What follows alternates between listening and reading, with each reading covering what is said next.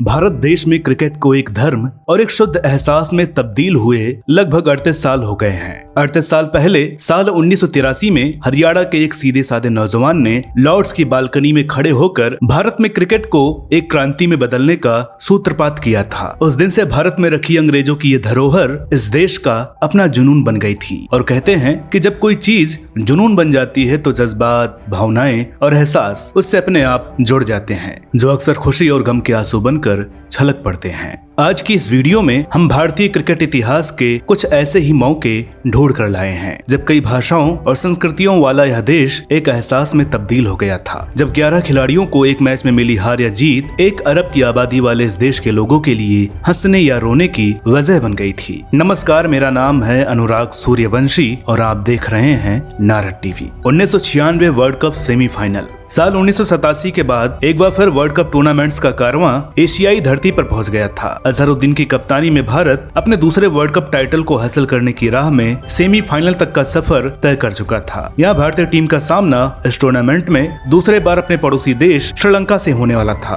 13 मार्च 1996 की शाम मैच शुरू हुआ और अपने शानदार बल्लेबाजी क्रम के चलते श्रीलंका ने भारत के सामने 252 रनों की चुनौती रख दी थी। भारत का बल्लेबाजी लाइनअप जो इस टूर्नामेंट में लगातार अच्छा प्रदर्शन करता आ रहा था, इस मैच में ताश के महल की तरह बिखर गया। भारतीय बल्लेबाजों के बीच तू चल मैं आया की ऐसी होड़ मची कि हर कोई दंग रह गया। 33वें ओवर में जब भारतीय टीम का स्कोर 8 विकेट के नुकसान पर 120 तक पहुंच गया, तब भारतीय क्रिकेट प्रशंसकों की आशाएं टूट गईं और उनके धैर्य ने जवाब दे दिया। धैर्य के जवाब देते ही भारतीय दर्शकों का गुस्सा अपने चरम पर पहुंच गया और उन्होंने ईडन गार्डन में आगजनी और तोड़फोड़ करना शुरू कर दिया। अपनी धरती पर अपने ही लोगों का अपनी टीम के खिलाफ ऐसा रवैया विश्व क्रिकेट पहली बार अनुभव कर रहा था। मैदान और मैदान से बाहर लोगों का भारतीय खिलाड़ियों के लिए बढ़ते गुस्से को देखकर दोनों टीमों को हाई प्रोफाइल प्रोटेक्शन के साथ अपने गंतव्य तक पहुंचाया गया और मैच रेफरी क्लाइव लॉयड के निर्देशानुसार इस मैच का विजेता श्रीलंका को चुन लिया गया, जो आगे चलकर इस टूर्नामेंट की चैंपियन भी बनी। 2003 वर्ल्ड कप फाइनल।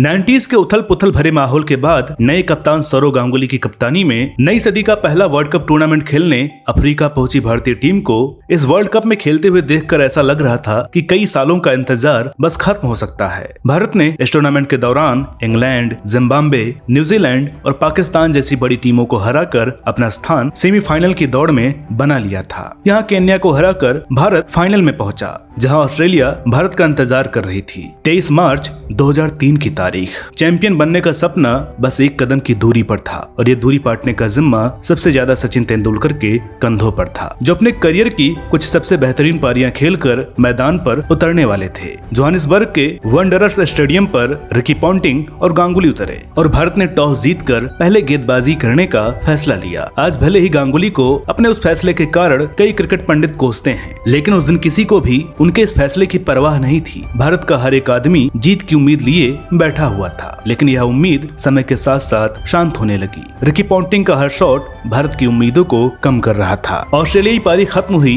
तो बोर्ड पर 360 का लगभग नामुमकिन सा लक्ष्य नजर आ रहा था। सचिन से उम्मीद लगाकर बैठे करोड़ों दिलों को भारतीय पारी की 5वीं गेंद पर एक बड़ा झटका लगा, जब इस पूरे टूर्नामेंट में लगातार भारतीय टीम को जीत दिलाने वाले सचिन तेंदुलकर महकरात की गेंद पर आउट हो गए और फिर तू चल मैं आया की वह दौड़ शुरू हो गई, जो उस दौर में सचिन के आउट होने के बाद अक्सर देखने को मिल जाती थी। सहवाग और द्रविड़ ने कुछ दूर तक हिम्मत बांधे रखने का काम किया, लेकिन 24वें ओवर में जैसे ही सहवाग 82 रन बनाकर आउट हुए, भारत की उम्मीदें ढह गईं। भारतीय टीम 40 ओवरों में 234 रन बनाकर ऑल आउट हो गई। एक शानदार टीम का एक बड़ा सपना टूट गया और साथ ही टूट गई वो करोड़ों आशाएं जो सौरव गांगुली की इस टीम को देखकर बहुत समय बाद मन में उठी थी। वो सपना टूट गया जो कपिल देव के बाद एक और कप्तान को उस ट्रॉफी के साथ देखना चाहता था। 2007 वर्ल्ड कप। 2003 की निराशा के बाद पूरा देश एक बार फिर एकजुट हो गया था। करोड़ों लोग अपना वही सपना फिर से बुनने लगे थे और यह वर्ल्ड कप भारत के कई दिग्गज खिलाड़ियों का आखिरी वर्ल्ड कप भी होने वाला था। इसलिए इस बार जीतना और भी ज्यादा जरूरी हो गया था, क्योंकि द्रविड़ और गांगुली जैसे खिलाड़ियों को एक बड़ा फेयरवेल देना था। कप लेकर आना, इस बार जीत कर ही आना, ऐसे कई नारों को सुनकर भारतीय टीम जमैका की राजधानी किंगस्टन पहुंची। लेकिन यहाँ पहुंचने से पहले ही भारतीय टीम में ऐसा बहुत कुछ हो गया था जिसे देखकर लग रहा था कि टीम एकजुट नहीं है। सौरव गांगुली की कप्तानी छोड़ने और ग्रेग चैपल की मनमानियों से ड्रेसिंग रूम में माहौल बिगड़ा हुआ था। ऐसे में द्रविड़ की कप्तानी में टीम ने अपना अभियान शुरू किया और पहले ही मैच में बांग्लादेश के खिलाफ मिली दिल तोड़ देने वाली हार ने टीम की मानसिकता और फूट को जगजाहिर कर दिया था। भारत को इस टूर्नामेंट में अपनी एकमात्र जीत बरमूडा के खिलाफ मिली, जिसके बाद श्रीलंका से मैच हारने के बाद भारत का सफर खत्म हो गया। सिर्फ 6 दिनों के अंदर ही भारत को अपने वतन लौटना पड़ा, जहां माहौल बिल्कुल बदल गया था। देश में क्रिकेट बंद होने की बातें होने लगी थी। लोग तरह तरह से अपना गुस्सा जाहिर कर रहे थे। ऐसे माहौल में इस दिल तोड़ देने वाली हार का असर कई भारतीय खिलाड़ियों पर भी हुआ, जिसमें सचिन तेंदुलकर का नाम सबसे पहले आता है, जिन्हें इस टूर्नामेंट में उनकी मर्जी के बगैर नंबर 4 पर बल्लेबाजी करने के लिए कहा गया था। सचिन तेंदुलकर बताते हैं कि उनके 24 साल के क्रिकेट करियर में 2007 वर्ल्ड कप सबसे डिप्रेसिंग दौर था। यह वो समय था जब उन्होंने एक बार तो संन्यास लेने का मन भी बना लिया था। पूरा भारतीय क्रिकेट इस हार से बिखर गया। 2011 वर्ल्ड कप, साल 1983 का वर्ल्ड कप 20वीं सदी का तीसरा वर्ल्ड कप था और इत्तेफाक से यह वर्ल्ड कप भी नई सदी का तीसरा वर्ल्ड कप होने वाला था। 1983 वर्ल्ड कप भारत ने लगातार चैंपियन बनती आ रही वेस्ट इंडीज टीम को हराकर जीता था। उसी प्रकार यहाँ भी ऑस्ट्रेलिया लगातार 3 बार वर्ल्ड कप जीत चुकी थी। 2007 की हार के बाद ऐसे कई इत्तेफाक और कयास लगाकर भारतीय लोगों ने बड़े दिल के साथ खुद को सांत्वना दे रखी थी, जिसमें यह वर्ल्ड कप भारत में खेले जाने वाली बात सोने पे सुहागा साबित हो रही थी। खैर,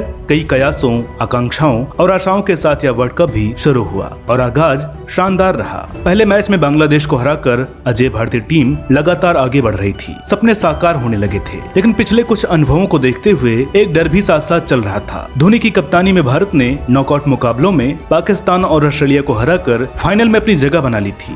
2 अप्रैल 2011 के दिन टूर्नामेंट का आखिरी मैच श्रीलंका और भारत के बीच शुरू हुआ, जिसमें धोनी और गंभीर के अलावा कोहली जैसे युवा खिलाड़ियों की मदद से भारतीय टीम ने एक बड़े लक्ष्य को हासिल कर 28 साल बाद अपने सपने को पूरा किया। अब तक जो आंखें इंतजार करते करते थक गई थीं, उनमें अब खुशी के आंसू थे। जो चेहरे खुश रहना भूल गए थे, उन पर एक बड़ी सी हंसी ने अपनी जगह बना ली थी और जिन सड़कों पर 4 साल पहले लोग अपना गुस्सा जाहिर कर रहे थे, वहां अब जश्न का माहौल था। भारत के लोगों को सपने देखने की एक नई ताकत मिल गई थी। 2011 के बाद भारत के लोगों को एक बार फिर बुरे अनुभवों से गुजरना पड़ा और अब वो करोड़ों आंखें आने वाले T20 वर्ल्ड कप पर उम्मीदें लगाए बैठी हैं, इसी आशा के साथ कि अब यह इंतजार और लंबा नहीं होगा। आज के इस एपिसोड में बस इतना ही। मिलते हैं अगले वीडियो में एक और नई कहानी के साथ। तब तक के लिए नमस्कार। पुण्य कथा सिया राम की सुनाने, गाथा महाभारत के महासंग्राम की गाने, अनेकों पावन पौराणिक कथाओं का लेके उपहार नारद टीवी आ रहा है आपके द्वार। नारद टीवी प्रस्तुत करता है नारद वाणी, सनातन धर्म की अनेकों अद्भुत गाथाओं और जानकारियों से भरपूर अनूठा मंच। तो अभी सब्सक्राइब करें नारद वाणी YouTube चैनल को।